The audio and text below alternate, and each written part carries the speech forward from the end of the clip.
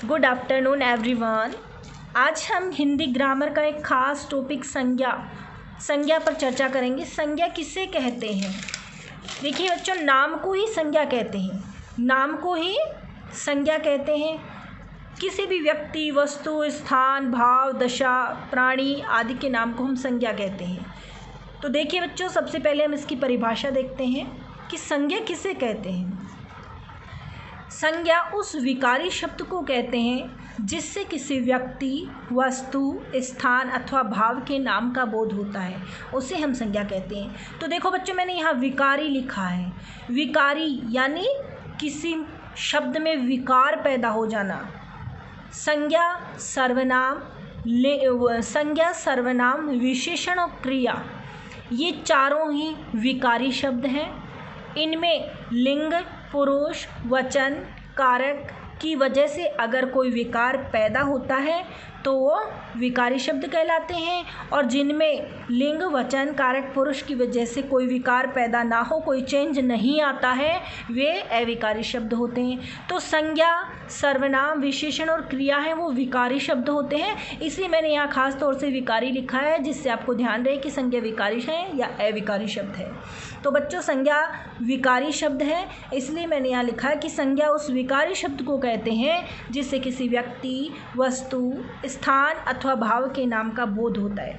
तो देखिए, संज्ञा के कितने भेद हैं? संज्ञा के 5 भेद होते हैं। संज्ञा के कितने भेद हैं? संज्ञा के हमारे यहाँ हिंदी में 5 भेद हैं।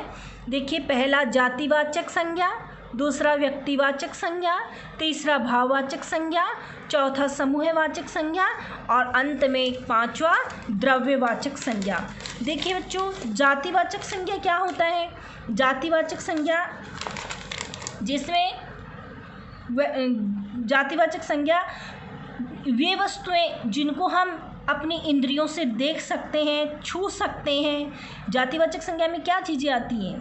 कौन सी वस्तुएं आती हैं जिनको हम छू सकते हैं, हमारी इंद्रियों से देख सकते हैं, हमारी इंद्रियों से हम छू सकते हैं, जिनको हम चख सकते हैं। और दुनिया में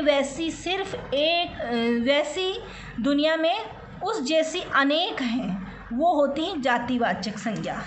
दुनिया में उस जैसे अनेक हैं, एक नहीं अनेक हैं, वो होती हैं जातिवाचक संज्ञा। और एक व्यक्तिवाचक संज्ञा यानी दुनिया में केवल एक ही है, वो व्यक्तिवाचक संज्ञा होती है। व्यक्तिवाचक संज्ञा में जैसे दुनिया में जो एक ही हो, और व्यक्तिवाचक संज्ञा को पहचानने का तरीका क्या है कि एक तो उसको हम पहले से ही पहचानते हो उसको व्यक्तिवाचक संज्ञा में जो चीज़ है, जो नाम आया है, जो वस्तु का नाम है, प्राणी का नाम है, स्थान का नाम है, उसे एक तो पहले से जानना ज़रूरी है जिससे हम पहचान सकें। उसके गुण के आधार पर हम नहीं पहचान सकेंगे, और वो दुनिया में केवल एक ही होनी चाहिए, वो व्यक्तिवाचक संज्ञा होती है।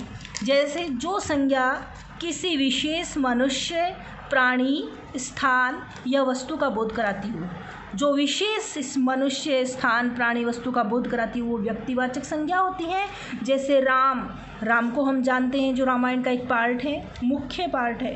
गंगा एक नदी का नाम है, जयपुर एक शहर का नाम है, राजस्थान एक राज्य का नाम है, और हिमालय एक पर्वत का नाम है जो बर्फ़ से ढका हुआ है। इनको हम जानते हैं, इनके बारे में बहुत अच्छी से जानते हैं, और हमने गंगा देखी भी है। राम को हम जानते हैं, रामायण में देखा है। जयपुर हमने देखा है, राजस्थान में हम रहते हैं तो राजस्थान, इसे हमें पहले से जाना जरूरी है, हम इनको जानते हैं। तो ये व्यक्तिवाचक संज्ञा ये दुनिया में केवल एक है। और जातिवाचक में क्या होता है? जातिवाचक में जैसे घर, मनुष्य, नदी, पशु, पक्षी, पुस्तकें, ग्रंथ, यानी कि पर्टिकुलर किसी एक विशेष ग्रंथ का नाम नहीं दिया, किसी एक विशेष पुस्तक का नाम नहीं दिया है, या फिर किसी विशेष नदी का नाम नहीं दिया, किसी विशेष मनुष्य का नाम नहीं दिया हुआ है। यानी जो संज्ञा किसी सामान्य जाति विशेष का बोध कराती हो, उससे हम जातिवाचक संज्ञा कहते हैं। यानी दुनिया में उस जैसी बहुत सी हैं, व्यक्ति, वस्तु, अनेक लड़के, अनेक पत्थर, है ना। उस व्यक्ति या वस्तु विशेष पहले से जानना या देखना आवश्यक नहीं है, केवल उसके लक्षणों और गुणों के आधार पर भी उसको पहचाना जा सकता है। जैसे नदी, पहाड़, ये सब मैंने अभी आपको बोला। फिर देखिए बच्चों, तीसरे नंबर पर भाववाचक संज्ञा। भाववाचक संज्ञा किसे कहते हैं? जिस संज्ञा शब्द से व्यक्ति अथवा वस्तु के गुण या धर्म। जिस संज्ञा शब्द से व्यक्ति अथवा वस्तु के गुण या धर्म, दशा, कार्य, मनोभाव आदि का बोध हो उसे भाववाचक संज्ञा कहते हैं। जैसे ईमानदारी, मिठास, समझ, बुढ़ापा, नम्रता आदि क्या है, ये भाववाचक संज्ञा है। ये हमारे भाव हैं। देखिए बच्चों, भाववाचक संज्ञा में क्या आता है, ये जातिवाचक और व्यक्तिवाचक तो मूर्त हैं जिनको हम छू सकते हैं, देख सकते हैं, हमारी इंद्रियों से देख सकते हैं, छू सकते हैं, चख सकते हैं। लेकिन भाववाचक है उसे हम ना तो छू सकते हैं, ना हम चख सकते हैं, ना हम देख सकते हैं। ये अमूर्त होती हैं, इनको सिर्फ और सिर्फ महसूस किया जा सकता है। भाववाचक संज्ञा क्या है, जिनको हम सिर्फ महसूस कर सकते हैं, छू नहीं सकते, चख नहीं सकते, देख नहीं सकते हैं। इसमें केवल हमारे भाव आते हैं, विचार आते हैं, हमारे कॉन्सेप्ट्स, अवधारणाएँ आती हैं, जैसे प्रेम, घृणा, उत्साह, निराशा, धर्म, लोकतंत्र, सफलता, भलाई आदि। ये सब क्या है, ये हमारी अवधारणाएं, विचार, इसके अलावा कुछ नहीं है ये, जिसे हम ना तो छू सकते हैं, ना चख सकते हैं, ना देख सकते हैं। ये सिर्फ और सिर्फ हम महसूस कर सकते हैं। तो ये भाववाचक संज्ञा होती हैं। फिर देखिए समूहवाचक संज्ञा। जिस संज्ञा से वस्तु अथवा व्यक्ति के समूह का बोध होता हो। एक व्यक्ति या वस्तु नहीं होनी चाहिए, पूरा समूह होना चाहिए। जिस संज्ञा से वस्तु अथवा व्यक्ति के समूह का बोध होता है उसे समूहवाचक संज्ञा कहते हैं। जैसे कक्षा में बहुत सारे बच्चे होते हैं, एक ही नहीं होता है। पार्टी में भी पूरे बहुत सारे औरतें होती हैं, आदमी होते हैं, बच्चे होते हैं, सब होते हैं, पूरा मंडल। उसी तरह से दल, सेना, मंडल, कुंज, गुट आदि। कुंज जैसे लताओं का कुंज है, इस तरह से, यानी इनकी गणना कर सकते हैं हम, ये गणनीय हैं। समूहवाचक संज्ञा में क्या आता है, जिनकी हम गणना कर सकते हैं, जिनको हम गिन सकते हैं, वो समूहवाचक संज्ञा में आता है। कक्षा के बच्चों को हम गिन सकते हैं, कक्षाएं गिन सकते हैं, कितनी कक्षा हैं। पार्टी में कितने लोग हम गिन सकते हैं। दल में कितने सदस्य हम देख सकते हैं, गिन सकते हैं। सेना में कितने हैं, ये सब हम देख सकते हैं। इसी तरह से द्रव्यवाचक संज्ञा 5 नंबर पे, जिस संज्ञा से नापतोल वाली वस्तु का बोध होता हो। द्रव्यवाचक संज्ञा किसे कहते हैं, जिस संज्ञा से नापतोल वाली वस्तु का बोध होता है उसे हम द्रव्यवाचक संज्ञा कहते हैं, जिसको हम गिन नहीं सकते हैं। समूहवाचक में तो हम गिन सकते थे, लेकिन द्रव्यवाचक में हम गिन नहीं सकते। इसमें हम सिर्फ नाप सकते हैं, उसको तोल सकते हैं।